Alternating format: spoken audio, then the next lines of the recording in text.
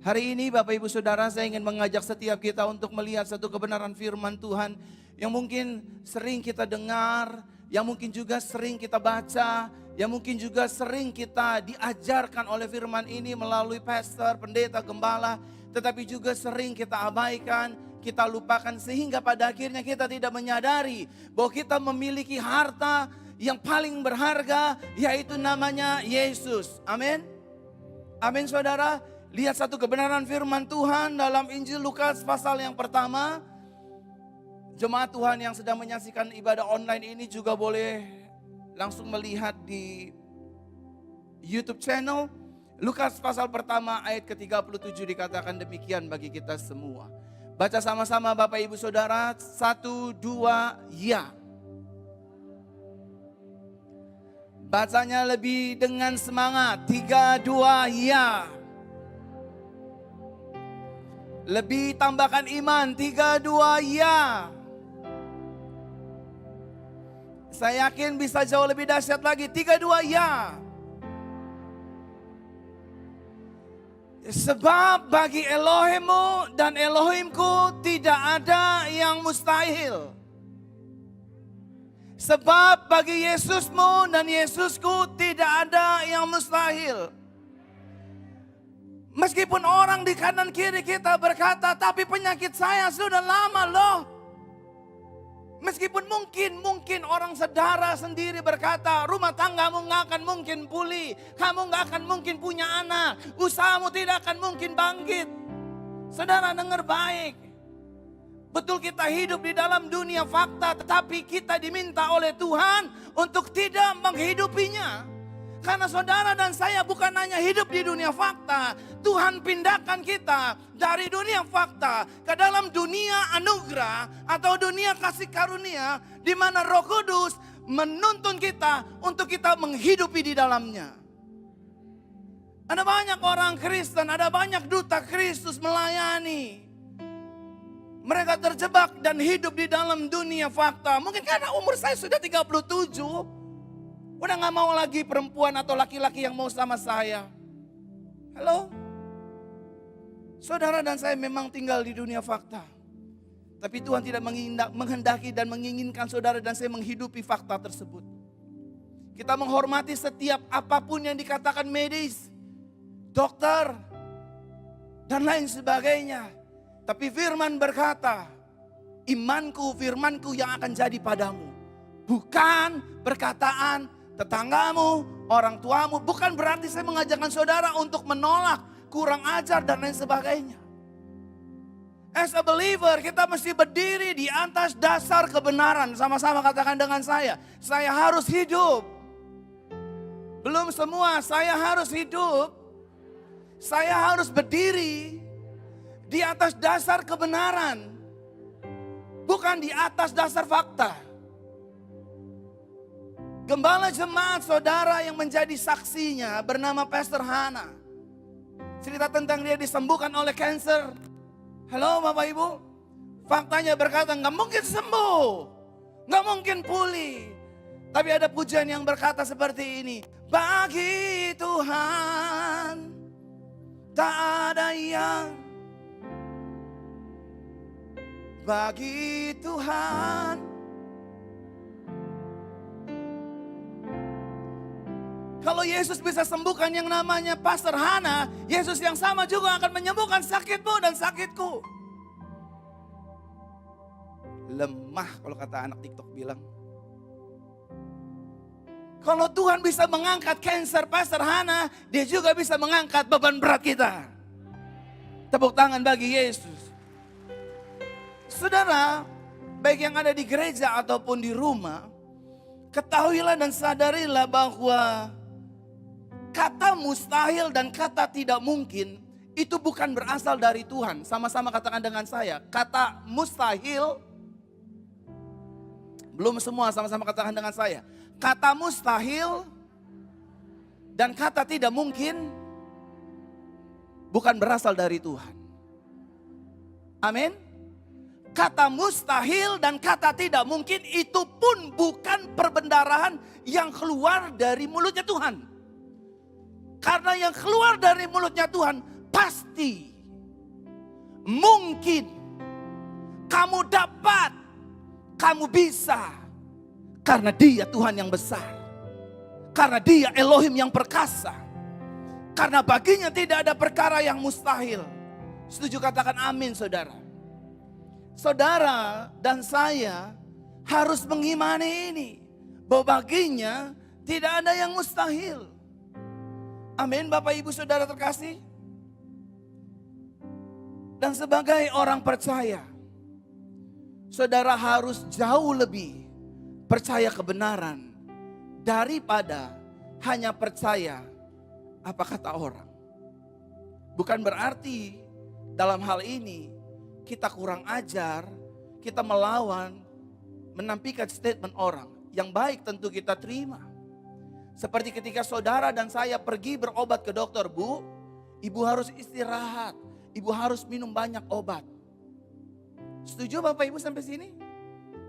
Tapi kalau sampai medis berkata, Bapak Ibu Saudara, tapi maafkan saya, nyawa ibu tinggal 3 bulan lagi. Saudara, trust the Bible, trust His word. Manusia tidak bisa vonis kita. Hidup matimu dan hidup matiku ada dalam perkataannya, ada dalam firman-Nya, ada dalam kehendak-Nya. Setuju, kasih tepuk tangan bagi Yesus. Bapak Ibu Saudara, saya mau cerita. Hari Jumat kemarin saya ada di YHS Makassar. Yang hadir kira-kira 600 sampai 700-an kira-kira. Saudara, waktu selesai saya melayani ibadah, Pastor Elisa di sana berkata, yang ingin didoakan maju ya. Saudara, itu orang maju bondong-bondong saudara, tetap jaga jarak sih. Saudara, tiba-tiba ada perempuan datang ke saya, menghampiri saya dengan air mata bercucuran. Saya bilang, kamu kenapa? Saya ada benjolan di sini. Dokter harus operasi. Karena kalau enggak kemana-mana. Nasihat kedua, maminya bilang begini, jangan dioperasi. Minum obat rempah-rempahan aja. Karena kalau dioperasi bahaya itu di sekitar payudaramu. Saudara, nggak tahu kenapa ya, Tuhan itu memang baik loh. Ada nasihat ketiga saudara. Dengerin ya. Tuhan bisa sembuhkan orang lewat rumah sakit. Setuju katakan amin. Lemas. Tuhan bisa sembuhkan orang lewat rumah sakit. Tuhan bisa sembuhkan orang lewat dokter. Tuhan bisa sembuhkan orang lewat obat-obatan. Tapi jangan lupa Tuhan juga bisa menyembuhkan orang melalui gereja dan ibadah. Tuhan juga bisa menyembuhkan orang melalui Pastor Sriono, Pastor Budi, Pastor Yolanda, Pastor Ervin dan lain sebagainya. Bisa. Bukan hanya obat dipakai Tuhan. Tuhan juga pakai minyak urapan. Sepele, direndahkan, diremehkan. Tapi lihat, benda mati di tangan Tuhan, dia pakai untuk kemuliaannya. Minyak urapan itu kan benda mati tuh ya. Tapi siapa yang pegang? Saya bilang, mana tanganmu, ulurkan. Saya bilang, Tuhan ini tanganku. Tanganku adalah tanganmu. Hidupku, tubuh, jiwa, rohku sudah kupersembahkan untuk kemuliaan namamu. Use me my Lord. When I lay my hand in her hand, something happened. Minyak urapan tak gini, tus. Perempuan ini nangis, tiba-tiba keluar dari inside me. Langsung, kamu ke toilet, seka di bagian benjolan payudaramu. Saudara, nggak tunggu waktu lama, dia pulang, dia cek benjolannya hilang. Oh ya, kita harus pergi ke rumah sakit untuk berobat, Bapak Ibu. Saya kalau sakit juga berobat. Saya nggak bawa potnya, ada di situ sih. Di pot saya itu ada obat batuk. Di pot saya itu ada minyak urapan. Di pot saya itu ada obat Sanmol, obat meriang. Saya juga minum, saya juga makan. Tapi saya tidak mau hidup di dalam dunia fakta. I want rest on His grace. Ketika kita rest dalam anugerah Tuhan, baginya tidak ada perkara yang mustahil. Amin saudara. Ada cerita dalam Bible yang berkata, guru, dia datang menghampiri Yesus. Seorang pemimpin sinagoga. Dia lapor sama Yesus. Anakku yang berusia 12 tahun, sakit keras dan hampir mati. Dan finally, anak ini bukan hanya sakit keras dan hampir mati. Bible mencatat dengan jelas, anaknya mati. Saudara, kematian di tangan Yesus bukanlah akhir. Itulah tanda awal kemuliaan bagi namanya. Amin. Yesus sambangi perempuan 12 tahun ini, saudara. Yesus berkata, Talita kumi, bangunlah, bangkitlah, hiduplah. Dan Bible mencatat, anak ini hidup kembali. Nggak ada yang mustahil bagi Tuhan. Kebetulan tuh Pastor Verona. Ada satu cerita lagi di dalam Nats Bible bernama Lazarus. Saudara tahu cerita ini bukan? Orang yang sudah terikat kain kafan mati berhari-hari. Bahkan yang gak enak Bible mencatat, dengan sengaja Yesus menahan dirinya untuk tidak hadir. Karena Yesus tahu, Jesus beyond. Yesus itu melampaui ruang dan waktu. Kalau hari-hari ini saudara sedang mengalami jalan-jalan buntu, pintu-pintu yang tertutup, saudara sedang direndahkan orang, dihina orang, harga dirinya dilucuti. Trust the Bible. Baginya tidak ada perkara yang mustahil. Untuk mengangkat manusia yang hina menjadi mulia kembali. Tepuk tangan bagi Yesua. Amin. Ya tapi dia udah menghina, menginjak-injak harga diri saya. Masa saya diam aja dibilang bodoh dong. Saudara, Bible mengajarkan kita peperangan kita bukan melawan darah dan daging. Amin. Coba lihat kanan kirinya. Tanya, masih ada darah? Masih ada daging? Jangan tanya pinjam uang dong. Jangan. Masih ada darah, masih ada daging, saudara. Itu bukan musuhmu. Amin. Percaya waktu kita angkat tangan, Tuhan yang akan turun tangan. Membela kita. Menyertai kita. Melindungi kita. Tadi di sesi 2, di Geraha 2 saya sudah singgung. Waktu Musa diperhadapkan dengan laut Teberau. Orang-orang komplain sama Musa, emang ada kuburan di Mesir? Kamu bantai kami di sini, di depan laut Teberau. Mikir dong, woi. Makanan gak ada. Kanan kiri padang belantara. Tapi Musa tetap percaya kepada Yahweh. Perjumpaannya dengan malak Yahweh tidak menggoyangkan dan menggetarkan iman Musa. Saudara, laut yang tertutup dibuka menjadi 2. Saudara tahu ceritanya. Bagaimana 5.000 orang diberi makan oleh Tuhan dengan 5 roti dan 2 ekor ikan. Impossible. But for him, nothing is impossible. Amin saudara. Saudara, kalau saya khotbah mungkin begini, mungkin saudara, udah lama. Alah. Mungkin kalau Pastor Erwin yang khotbah atau Pastor Budi, Pastor Yono. Gue udah denger dari tahun 90 gitu-gitu aja. Saudara dengerin baik-baik. Sekalipun saudara menghina Tuhan, dia tetap baik sama saudara.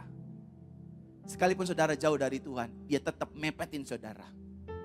Sekalipun saudara jauh meninggalkan Tuhan, dia tetap budak saudara.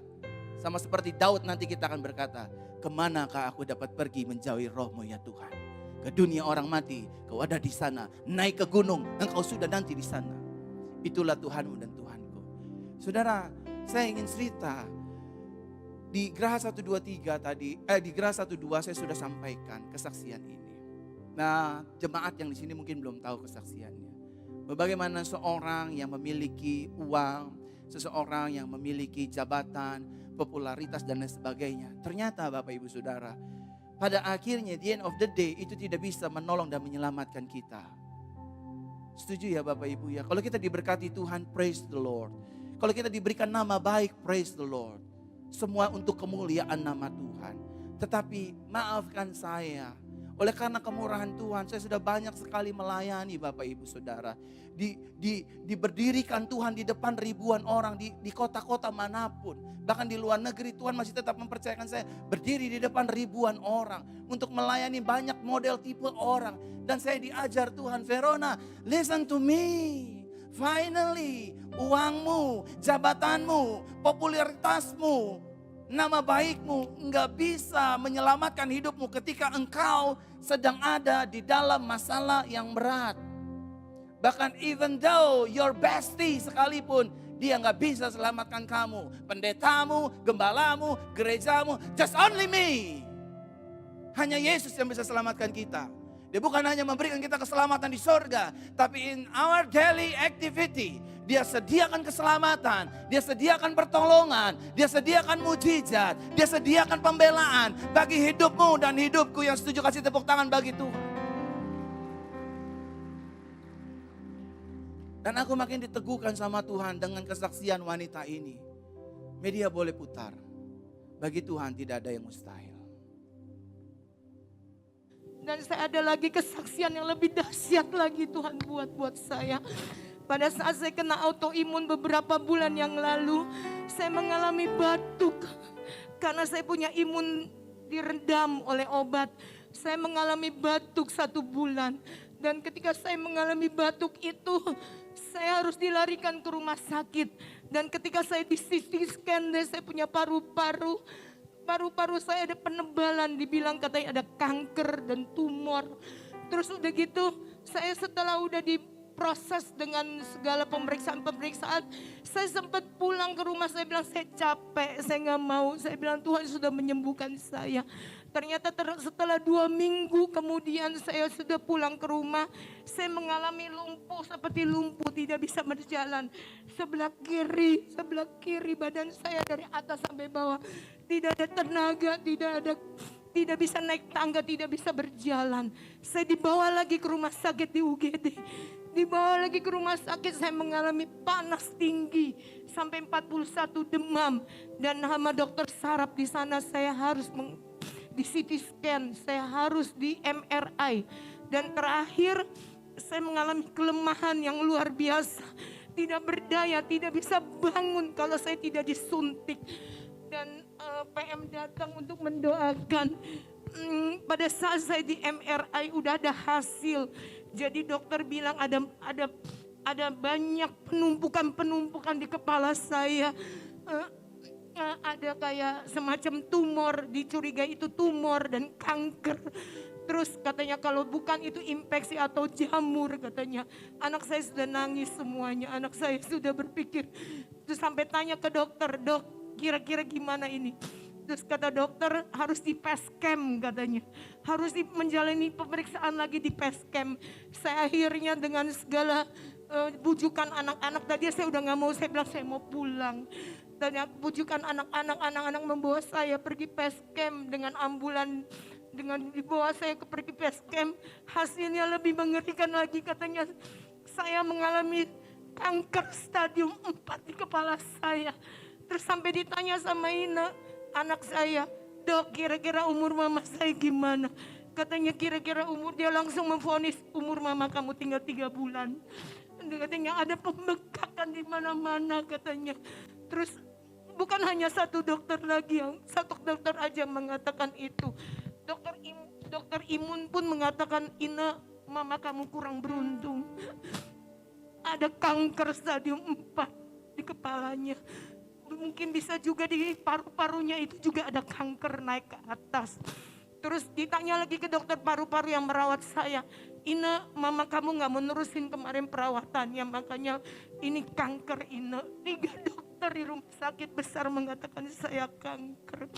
Dan itu saya tidak tahu sama sekali. Saya cuma bilang, Ina, kenapa? Waktu PM datang, PM seperti udah tahu, Pastor Mario udah tahu kalau apa sudah diceritakan oleh Ina.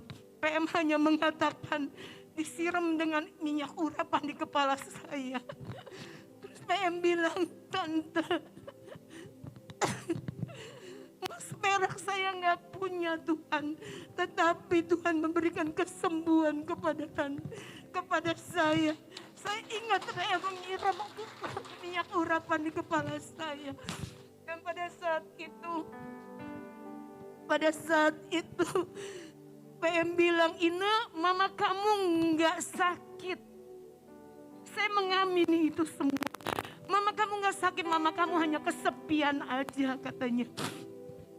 Akhirnya singkat cerita, saya dibawa dipindah oleh rumah sakit yang berbeda. Karena dari kakak, referensi dari kakak, akhirnya saya dipindah oleh dengan rumah sakit yang berbeda. Dan pada saat itu adalah hari kematian Tuhan Yesus. Hari di mana Tuhan Yesus disalibkan di kayu salib. Dan saya percaya Tuhan sudah mengangkat sakit penyakit saya dan mengampuni segala dosa saya. Dan pada saat itu harus dibiopsi kepala saya. Karena untuk dilihat apakah itu benar-benar kanker atau tidak. Dan puji Tuhan, waktu diceritakan dengan satu dokter ini juga, dokter ini mengatakan 80% kanker. Sudah dibilang 80% kanker, anak-anak sudah menangis malam itu. Ina bilang, Mam semangat ya Mam, kita masih butuh Mami. Dan saya bilang ini apa nih, kayaknya ada sesuatu yang pasti gak beres sama saya. Tetapi saya cuma bisa berdoa kepada Tuhan. Saya bilang, Tuhan pakai saya menjadi saksi Tuhan, karena banyak yang saya mau ceritakan tentang keajaiban Tuhan. Pakai saya Tuhan, saya bilang begitu. Dan pada saat pagi itu saya dibiopsi, ternyata semua hasil apa yang di dokter bilang 4 dokter mengatakan kanker, ternyata dibalik oleh Tuhan. Ternyata semua hasilnya hanya kuman dan reak. Ketika ditromboskopi saya punya paru-paru itu hasilnya reak semua. Puji Tuhan, saya masih bisa dirawat dan masih bisa diobati. Kata dokter, ini bisa diobati. Katanya kalau cuman kumat. Puji Tuhan, saya bersyukur kepada Tuhan. Saya masih diberikan umur baru, nyawa baru kepada Tuhan untuk saya bisa menyaksikan kebesaran nama Tuhan. Kasih tepuk tangan bagi Yesus, saudara. Dan setelah saya dibiopsi, hasilnya mencengangkan. Satu prof bilang, Elizabeth, kamu bersyukur sama Tuhan, kamu diberi hidup baru, kamu diberi nyawa baru oleh Tuhan, kamu harus bersaksi, kamu harus bekerja untuk Tuhan. Dia bilang, seorang dokter yang menangis begitu banyak kepala, dan dia mengatakan seperti itu, luar biasa pekerjaan Tuhan. Dan ada beberapa paru-paru saya juga dibilang ada air. Waktu di tromboskopi katanya ada air, ini 1 cc katanya. Waktu saya lihat katanya besok di USG. Ternyata pas di USG hari itu hilang semua itu air. Saya nggak perlu tepuk tangan bagi air. Yesus. Puji Tuhan kepada Tuhan. Dan semuanya berjalan dengan baik sampai saya dirawat 43 hari. Harus memasuki antibiotik ke badan saya untuk membunuh kuman di kepala ini. Dan puji kepada Tuhan 5 hari sekali saya harus dicek ginjal saya dan semuanya. Dan puji itu kepada Tuhan, semua ginjal, fungsi ginjal saya baik sampai hari ini. Dengan begitu banyak antibiotik yang masuk, Tuhan sudah memberikan saya kesembuhan. Saya bilang sama Tuhan, Tuhan, pekerjaan Tuhan adalah sempurna adanya. Kalau Tuhan menyembuhkan pasti dengan sempurna. Terbukti dengan autoimun saya yang saya takutkan. Apa yang saya pikirkan dengan kematian, ketakutan, itu tidak terbukti. Semakin kita takut, semakin kita akan mengalami hal-hal yang tidak baik. Tetapi ketika kita menyerahkan semua kepada Tuhan, Tuhan yang bekerja luar biasa. Saya menyerahkan kepada Tuhan, saya bilang, Tuhan, saya angkat tangan. Biarlah Tuhan yang turun tangan. Dan terbukti Tuhan turun tangan.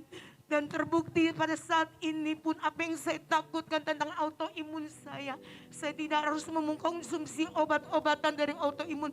Tuhan sudah menjawab doa saya. Saudara, waktu saya menjumpai ibu ini beberapa waktu yang lalu, bulan yang lalu, saudara, keadaannya tak berdaya. Dia punya segalanya. Dia punya uang, dia punya kekuatan, dia bisa panggil pendeta terkenal, lingkungannya jenderal, bahkan dia seorang desainer artis papan atas, saudara. Kalau saudara kenal Krisdayanti, salah satu diva Indonesia, dan dia desainernya, saudara. Kalau main ke rumahnya itu ada wall star, dinding-dinding bintang-bintang, saudara. Maksudnya diva-diva yang bikin kaftan dan lain sebagainya. Finally, Waktu kita seperti tikus kejepit, cuman Tuhan yang bisa tolong. Cuman Yesus yang sanggup tolong. Uangmu, jabatanmu, popularitas kita, nothing. Bukan berarti semuanya, oh kalau gitu kita buang. No. Kita syukur, kita pakai untuk kemuliaan namanya. Sehat itu anugerah saudara. Amin. Beberapa waktu yang lalu juga saya mengunjungi seorang yang punya banyak uang.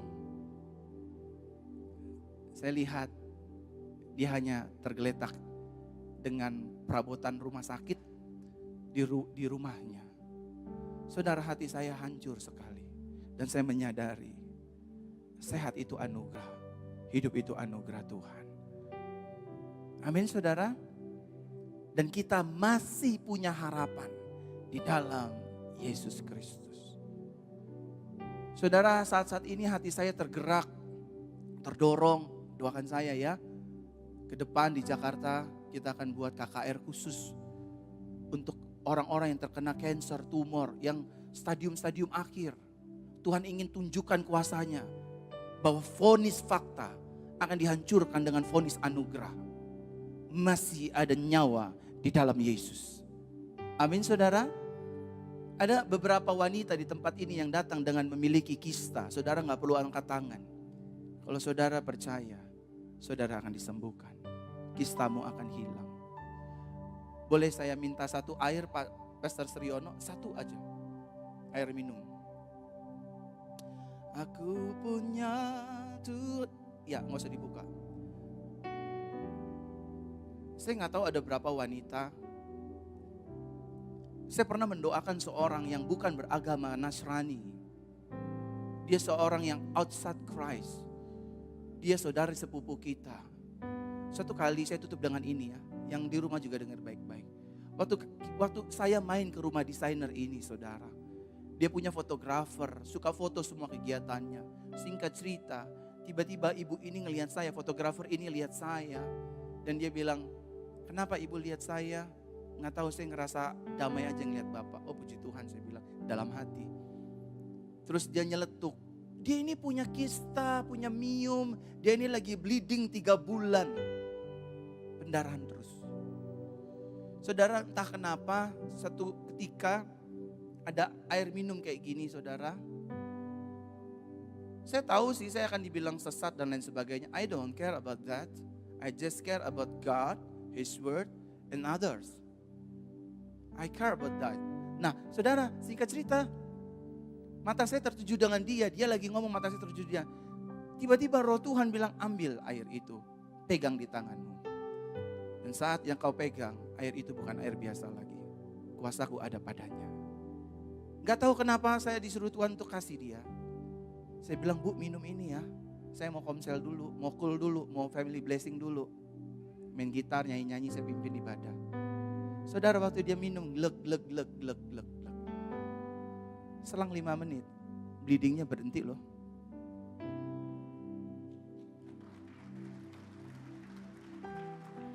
Jesus beyond of religion. Lemah. Yesus itu melampaui kepercayaan dan agama. Kalau dia mau tolong, dia pakai kalung salib ya, gua tolong. Oh gak pakai, najis. Enggak. Dia pasti tolong, dia pasti bela. Nah wanita yang punya kisah ini di ruangan ini, you just drink it in the name of Jesus. Kistamu hilang. Aku gak tahu ada berapa orang. Tapi ini benar-benar satu orang wanita yang benar-benar, it's me pastor, it's me. Sama seperti saya pernah ada di kota Palangkaraya, benar-benar saya tutup dengan ini. Waktu saya sudah mau selesai, saya ingin serahkan ke Pastor Paul. Betul ya Paul ya? Pastor Paul, tiba-tiba roh Tuhan bilang sama saya, don't stop. I want to touch someone. Only one woman. Aku lihat lagi ada aqua gelas saudara. Don't kidding me Lord Jesus, please. Your time is finished. No, dia bilang. Aku ingin sembuhkan orang itu. Aku bilang no. Dia bilang aku mau sembuhkan orang itu. I said no Lord Jesus. Ini gereja orang, bukan gereja aku. Cepat sekarang, orang itu butuh aku. Akhirnya saya kalah saudara, saya ambil air. Saya bilang, dengar, ada seorang wanita di tempat ini yang punya cancer cervix. Just only one. Dan maaf saya ngomong itu spesifik saudara. Itu cairannya, keputihannya sudah berbau dan berlendir warna hijau. Saya ngomong aja saudara. Kalau memang dia tidak mau, saya pecahkan, saya hancurkan air minum ini di sini juga. Dan it's gone. Kesempatanmu lewat gitu saja. Tapi kalau kau mau, dia maju saudara, lari, dia nangis. Saya kasih minum dalam nama Yesus. Bukan air ini bukan praktik perdukunan. Tuhan bisa pakai ludahnya, Tuhan bisa pakai ujung jumbai jubahnya. Amin. Tuhan bisa pakai Bethesda, Tuhan bisa pakai Siloam. Kenapa harus dibilang sesat? Suka-sukamu Tuhan. Dan saudara, dia minum, prap. Saya minta maaf sama pastor-pastor, sorry ya, jadi kemakan waktu 5 menit. Saudara, waktu keluar dia minta nomor handphone saya kasih. Selesai itu, hari Senin dia cek ke medical. Saudara, Jesus is a real. Cervixnya hilang. Bangkit berdiri saudara. Aku